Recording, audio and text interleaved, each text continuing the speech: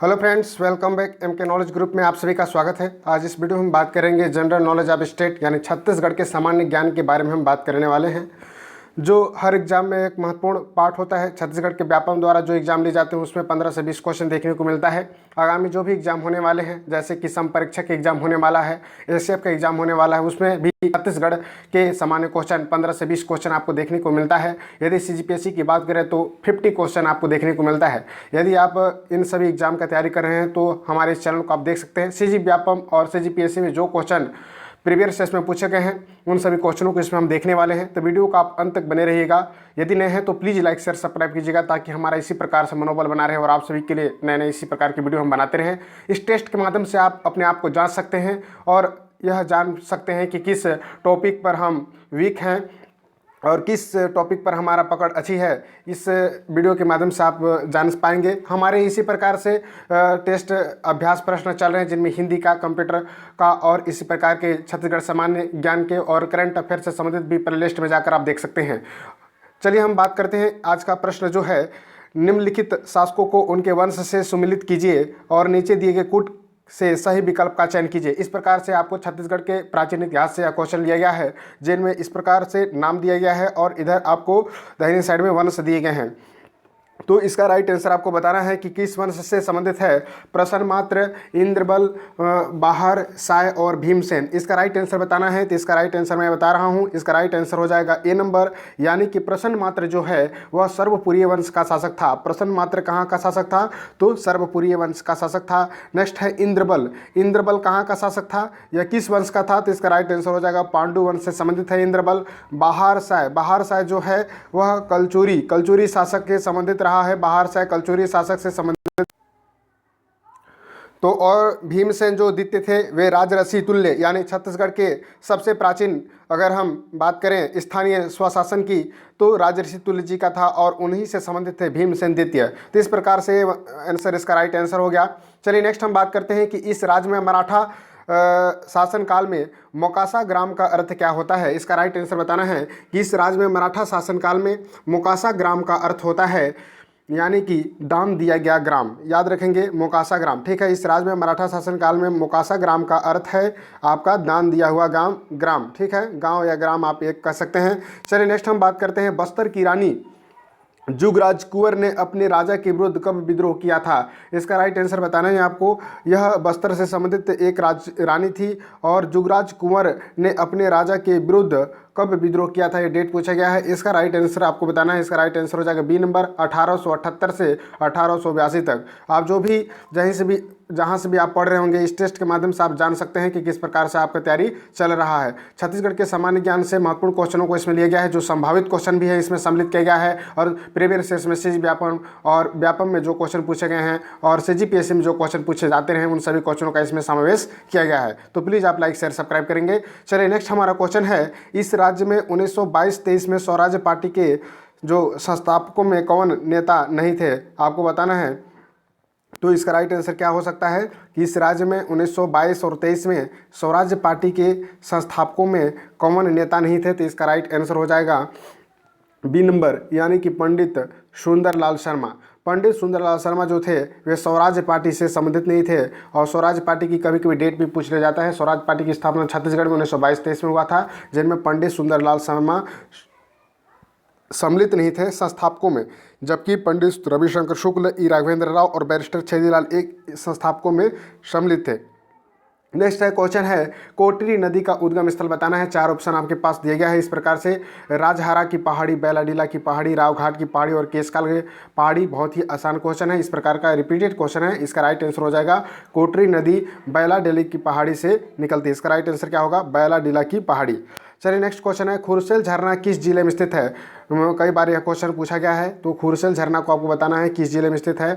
खुरसेल झरना जो है आपका नारायणपुर जिला में स्थित है। इसका राइट आंसर हो जाएगा ए नंबर, नारायणपुर जिला में स्थित है। चलिए नेक्स्ट क्वेश्चन को और हम बढ़ रहे हैं, नड्डापल्ली गुफा किस जिले में स्थित है। गुफाओं से क्वेश्चन भी आपको देखने को मिलता है। तो इस प्रकार के जितने भी गुफा झरना है उन सभी को आप क्लियर करते चलेंगे। तो इसका राइट आंसर डी नंबर होगा, यानी कि बीजापुर से संबंधित है। नाडापल्ली गुफा जो है वह बीजापुर से संबंधित है।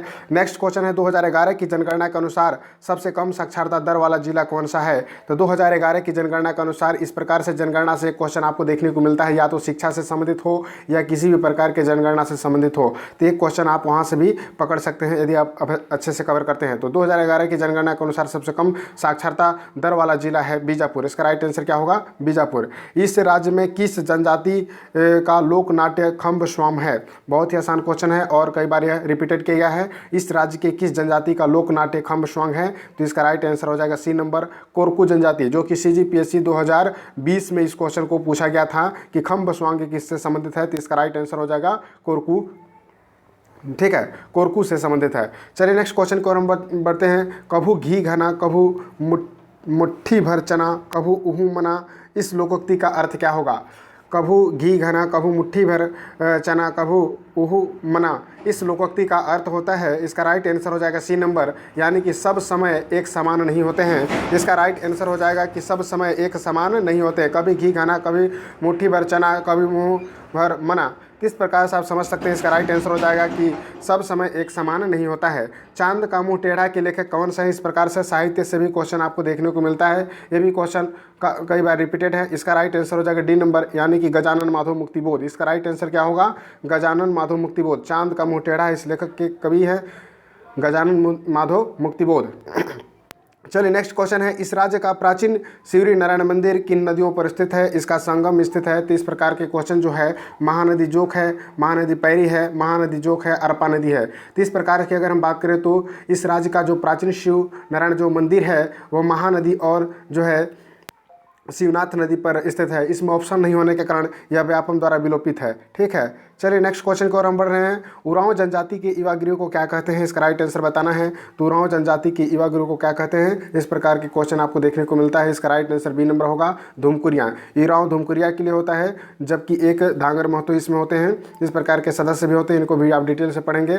और एक घोटुल होता है जो मुड़िया जनजाति में के लिए युवागिरी का नाम है, ठीक है। चलिए नेक्स्ट क्वेश्चन को हम बताते हैं। इसमें निम्न की जनजाति का पारंपरिक कार्य भूमि खोदना है। तो इस प्रकार के क्वेश्चन जो है पारंपरिक कार्य से भी आपको देखने को मिलता है। इसका राइट आंसर हो जाएगा सी नंबर, यानी कि कोरकू जनजाति जो होता है वह है कार्य भूमि खोदना है, ठीक है। इसका राइट आंसर हो जाएगा कि जनजाति का पारंपरिक कार्य भूमि खोदना है। तो उसका राइट आंसर हो जाएगा कोरकू जनजाति का। प्रीवियस ईयर्स में एक क्वेश्चन को हमने उससे करेक्शन किया है। करंट अफेयर्स का जो क्वेश्चन था उसमें आप सुधार लेंगे कि हाल ही में सबसे अधिक जो गोल फुटबॉल में सबसे अधिक गोल किसने प्राप्त किया है। तो इसका राइट आंसर हो जाएगा रोनाल्डो। याद रखेंगे, थोड़ा सा उन्हें करेक्शन करेंगे। जबकि मैंने उसे जो भी क्वेश्चन अगर किसी त्रुटिवश या ह्यूमन एरर के माध्यम से अगर गलत हो जाता है तो उसे हम कमेंट में पिन कर देते हैं, आप नीचे देख सकते हैं। और जिस भी क्वेश्चन में आपको कुछ डाउट हो तो आप पूछ सकते हैं, या जो भी प्रमाणिक पुस्तकें हैं वहाँ से आप मिला सकते हैं, ठीक है। कभी कभी गलत हो जाता है, एक आध क्वेश्चन ऐसा कभी कभार होता है, और मैं पूरी तरीके से चेक करके क्वेश्चन को बनाता हूँ। चलिए नेक्स्ट क्वेश्चन को और हम बात करेंगे।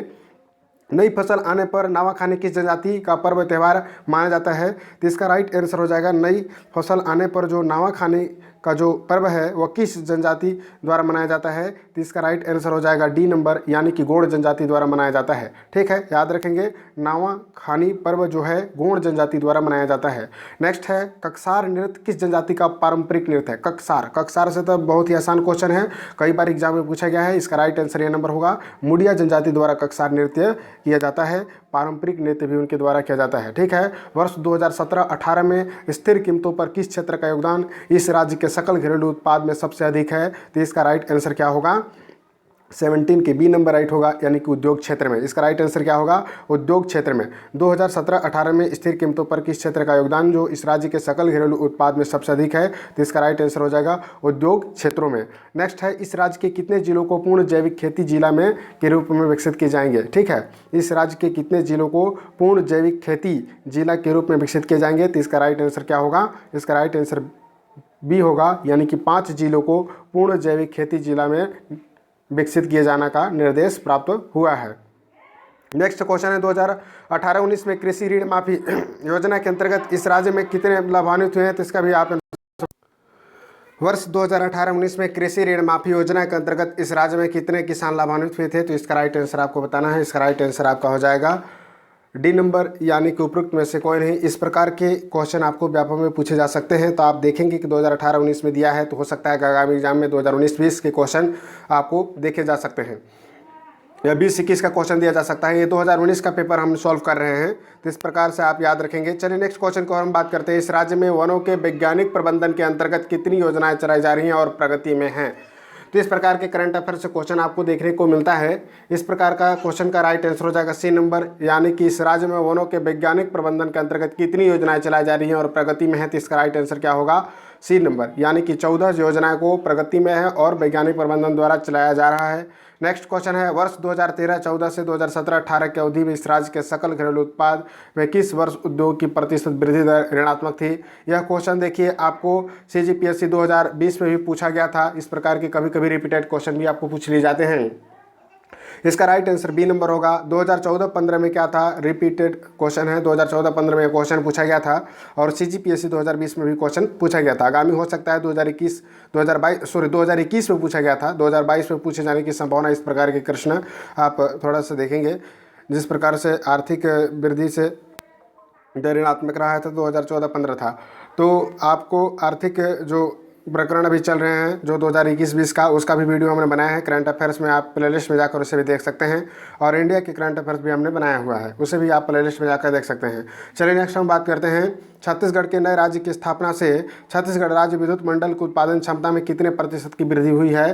तो इसका राइट आंसर हो जाएगा सी नंबर, 152% की वृद्धि हुआ है। छत्तीसगढ़ के नए राज्य की जब स्थापना की गई थी तो छत्तीसगढ़ राज्य के विद्युत मंडल की उत्पादन क्षमता में कितने प्रतिशत का वृद्धि हुआ 2017-18 तक। तो इसका राइट आंसर हो जाएगा 152%। इस क्वेश्चन से आप एनालिसिस कर सकते हैं किस प्रकार के आप आर्थिक जो सर्वेक्षण है छत्तीसगढ़ के, उससे क्वेश्चन पूछा जा रहा है, आप उसे भी ध्यान रखेंगे और लेटेस्ट ध्यान रखेंगे। और मैंने उसका वीडियो भी बनाया है और भी वीडियो मैं बनाने वाला हूं, तो इसलिए आप इस चैनल को लाइक शेयर सब्सक्राइब कीजिएगा ताकि आपको किसी प्रकार की कोई कमी नहीं होगा सिलेबस के अंतर्गत।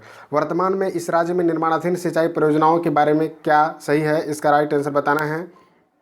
तो इसका राइट आंसर हो जाएगा जो है, तो इसका राइट आंसर है सी नंबर, यानी कि 518 लघु छोटी सिंचाई परियोजनाएं कार्यरत है वर्तमान में। इसका राइट आंसर क्या होगा, 518 लघु छोटी सिंचाई परियोजना क्या हैं, कार्यरत हैं। तो इस प्रकार की योजनाओं को भी आप निर्माणाधीन सिंचाई योजनाओं को देख सकते हैं। इस राज्य में कितने जिला खनिज संस्थान न्यास स्थापित किए जा रहे हैं।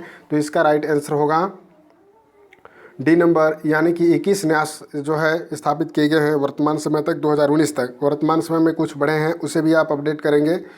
चलिए नेक्स्ट क्वेश्चन है, दिसंबर 2018 विधानसभा के चुनाव के संदर्भ में निम्नलिखित से सुमेलित कीजिए और नीचे दिए गए कूट का विकल्प का चयन कीजिए।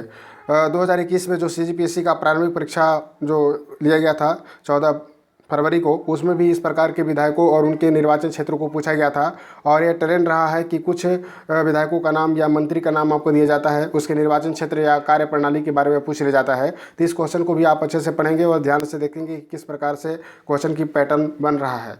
तो हम बात करते हैं कि गुलाब जो कामरो हैं वह कहाँ से संबंधित हैं। इसका राइट आंसर होगा सी नंबर, इसका राइट आंसर होगा, यानी कि 1 गुलाब कामरो जो है भरतपुर से संबंधित है या भरतपुर के निर्वाचन क्षेत्र से हैं। चक्रधर सिंह सिदार जो हैं आपका लेलुंगा से हैं, ठीक है। देवेंद्र यादव जो हैं वह भिलाई से हैं और सत्यनारायण शर्मा जो हैं रायपुर ग्रामीण क्षेत्र से निर्वाचित विधायक हैं। तो इस प्रकार के विधायकों के कार्य क्षेत्र वर्तमान में जो भी अध्यक्ष नए पद बने हैं उनके बारे में भी पूछ लिया जाता है कभी कभी मिलाने को।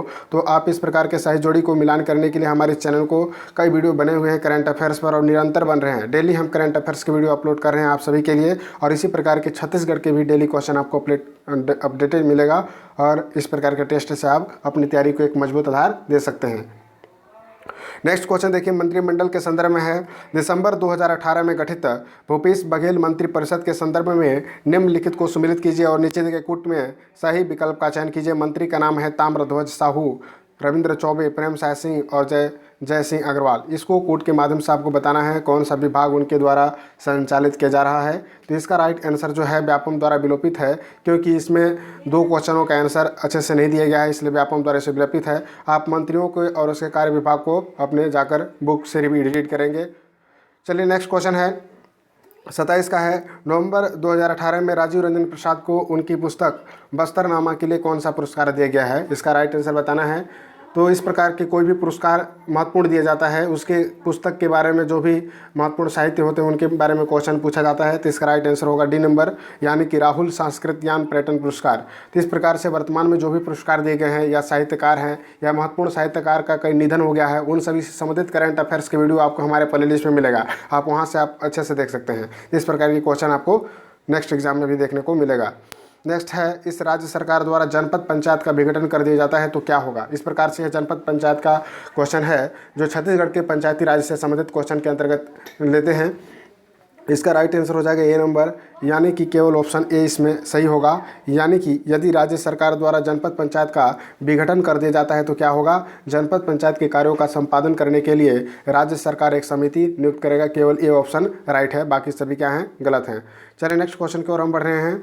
नेक्स्ट हमारा क्वेश्चन है, राज्यसभा का एक सदस्य जिसका नाम उस जनपद के एक ग्राम की मतदाता सूची में है वह जनपद पंचायत का पदेन सदस्य होगा। जनपद पंचायत की बैठक की उपस्थित होने के लिए प्रतिनिधि नियुक्त कर सकता है या जनपद पंचायत की समस्त स्थायी समितियों का पदेन सदस्य होगा। तो नीचे दिए कूट के सही विकल्प का चयन करना है। तो इसका राइट आंसर हो जाएगा आपका डी नंबर, यानी कि उपरोक्त में से कोई भी सही नहीं है। ठीक है, तो इस प्रकार के क्वेश्चन को आप देखेंगे कि राज्यसभा के एक सदस्य है जिसका नाम उस जनपद के एक ग्राम मतदाता सूची में है तो जनपद पंचायत का पदेन सदस्य होगा। तो क्या कथन गलत है, ये भी कथन गलत है कि प्रतिनिधि नियुक्त कर सकता है, भी गलत है। और जनपद पंचायत की समस्त स्थायी समितियों का पदेन सदस्य होगा, ये भी कथन गलत है। यानी कि इसका राइट आंसर डी नंबर होगा, उपरोक्त में से कोई भी कथन सही नहीं है। चलिए नेक्स्ट क्वेश्चन हम बात करते हैं, किसे प्रत्यावर्तित नहीं किया जा सकता है। जनपद पंचायत के अध्यक्ष को, जिला पंचायत के अध्यक्ष को, ग्राम पंचायत के सरपंच को या ग्राम पंचायत के पंच को। तो इसमें बताया गया है कि किसे प्रत्यावर्तित नहीं किया जा सकता है। प्रत्यावर्तित का मतलब यह होता है कि उसे हटाया नहीं जा सकता है। प्रत्यावर्तित विधि द्वारा किसी भी को हटाया नहीं जा सकता है। तो प्रत्यावर्तित का जो नियम होता है वह केवल ग्राम पंचायत के सरपंच में और ग्राम पंचायत के पंच पे लागू होता है, जबकि जनपद पंचायत के अध्यक्ष और जिला पंचायत के अध्यक्ष पर प्रत्यावर्तित नहीं किया जा सकता है। इसलिए बी ऑप्शन इसका राइट आंसर होगा। 1 और 2 क्या है, जनपद पंचायत के अध्यक्ष और जिला पंचायत के अध्यक्ष को प्रत्यावर्तित नहीं किया जा सकता है। इसी प्रकार के नए नए वीडियो के लिए हमारे चैनल को आप लाइक शेयर सब्सक्राइब कीजिए और हमारे टेलीग्राम ग्रुप MK नॉलेज पर भी आप सब्सक्राइब कर सकते हैं, जहाँ पर आपको PDF अवेलेबल होता है और करंट अफेयर से संबंधित महत्वपूर्ण जानकारी आपको वहाँ पर प्राप्त होता है। तो आप हमारे डिस्क्रिप्शन में लिंक दिया गया है MK नॉलेज ग्रुप, या सर्च करके भी आप डायरेक्ट ज्वाइन कर सकते हैं। और फिर मिलते हैं किसी नए वीडियो में। Thank you very much. जय हिंद, जय भारत, छत्तीसगढ़।